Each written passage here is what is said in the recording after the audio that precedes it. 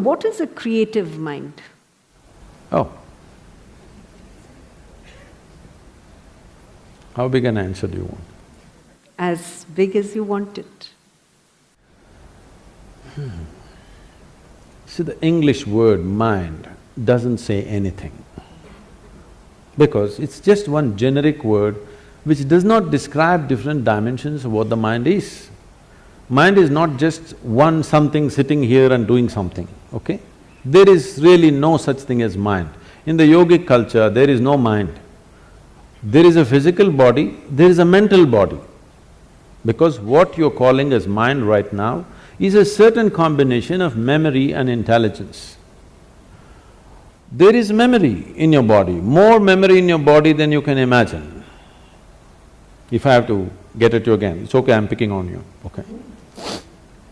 You definitely don't remember how your great-great-great-great-great-grandmother looked like, but her nose is sitting on your face right now.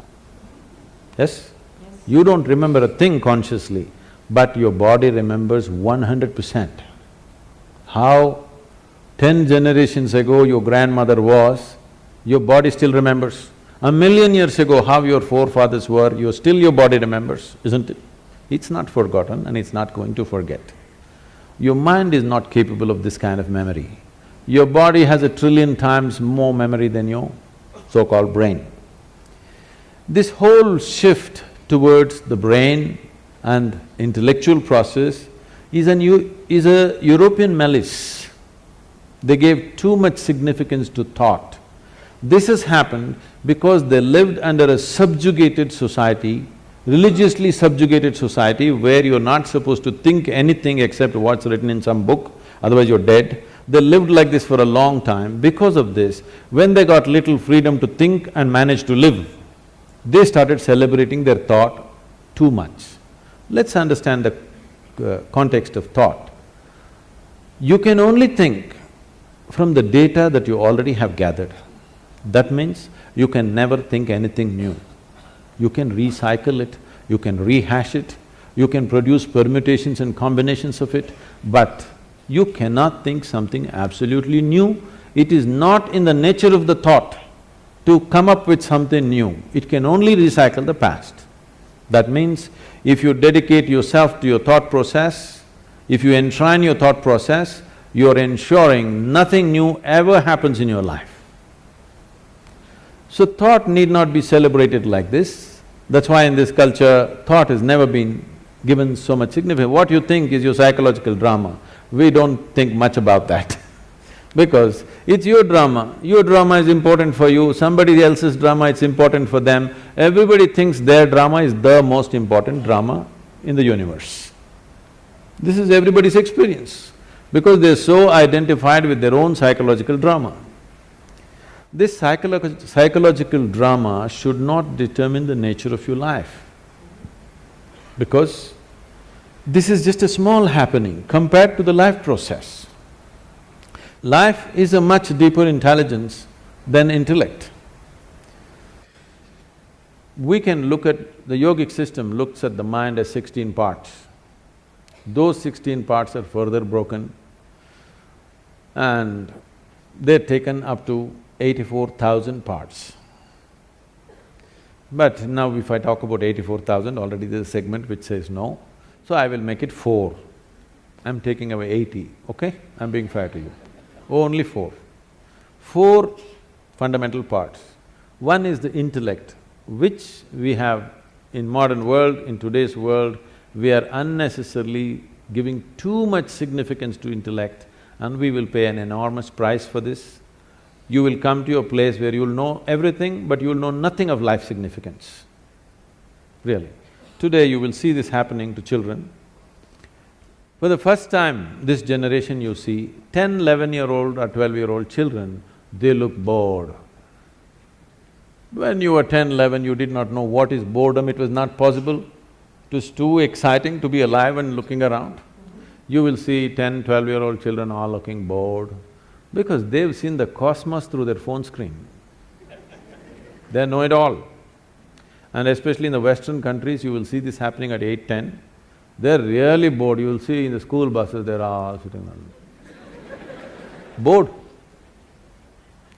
Because by the time you're 12, you already had one love affair, you know what is a break, you know how to all this recover from that, you tasted alcohol, you've seen this, probably you've gone into all kinds of physical things, and you know the cosmos. What more? By the time you're 15, there's really no purpose for you to exist for many of them. You should not be surprised if this culture continues. I'm not saying this is a prediction, it is something that I see beginning to happen. In another 50 or 100 years' time, if 25 to 50% of the people commit suicide, you should not be surprised, because life needs some exuberance. If too much information happens to you without experience, that exuberance will be gone and a false sense of knowing becomes so strong in you. This is the danger of intellect, because intellect wants to dissect everything. Intellect is like a scalpel, the sharper it is, the better it is, it wants to dissect and know. Dissection works with some things, not with all aspects of life. If you want to know the poor frog, you remember? The poor frog that you crucified and cut, and great knowledge you acquired from all that torture is unbelievable.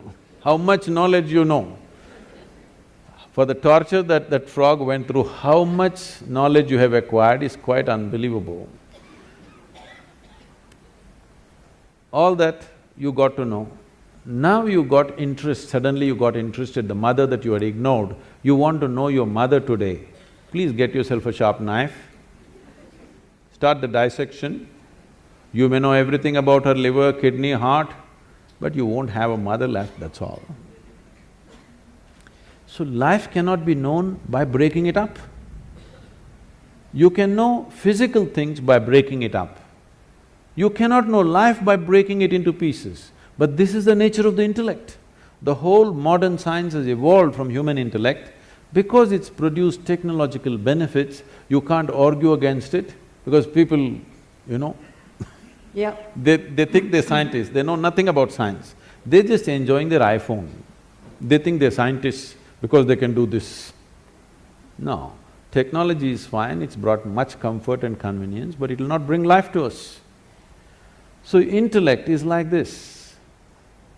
Intellect will be useful only depending upon what it is identified with and what is held, what holds this, how steadily. So the next dimension of the mind, the first one is called as buddhi, which is the intellect, the second one is called as ahankara. Ahankara does not mean ego, this, that, it means the identity. Whatever you identified with, your intellect functions only around that. Simple, if you just identify with a nation, if you say, I'm an Indian, everything Indian looks beautiful. If you cross the border and you say you're something else, all that looks beautiful. So whatever you identified with, it's only with that the intellect functions. So ahankara is the identity. How consciously and how steadily your ahankara has been created will determine the effectiveness of your intellect. Just because it's sharp, it does not mean it'll be effective, because sharp intellect or a sharp knife can cause any amount of damage to you. If you have a sharp knife and you don't have a steady hand, you will cut yourself all over the place. That's all that's happening. Human suffering is just this. You don't know how to hold this intellect in your hand properly. Every day you're cutting yourself. All suffering is on self-help because your own mind causing this to you all the time. No matter what happens, people suffer, whichever way they suffer, because they don't know how to hold this intellect. If you had the mind of an earthworm, you would be quite peaceful. Yes? You're trying to do it in so many ways to reduce the sharpness of the intellect by drink, by drug, by overeating, by doing all kinds of things somehow to take away the sharpness because the damn thing hurts. It hurts not because that's its nature, it hurts because you do not know how to hold it. The next dimension of the mind is called as manas, which is a huge volume of memory. It is not here or there, entire body carries memory. So, manomaya kosha, this is called, a huge sack of memory. These memories in various stacks, we'll not go into all these details considering some people have said a clear no. They don't want to have a mind, I'm sorry, they don't want to know anything about the mind. So the fourth dimension of the mind is called as chitta. Chitta means it's pure intelligence. It is unsullied by memory. It has no trace of any kind of memory, it's just pure intelligence. If you touch this, then you have access to what you're referring to as the source of creation, because all kinds of things might have been fed to you. God is this, God is love, God is compassion, God is kind, whatever. Somebody come, stand on the edge of this stage, say all the prayer you want to say and fall. Let me see whether compassion happens to you or a cracked bone happens to you. I would like to check, all right? All these things have been made up because whatever somebody is deprived of, they will attribute that quality to their idea of God. Your ideas of God have come only because you do not know how this whole creation happened. Because you don't have an answer, you made it up. Because you're a human being, you said a big human being is sitting up there. Oh, how can you do all this? If somebody asks, he has 10 hands, so he does lot of things, not like you.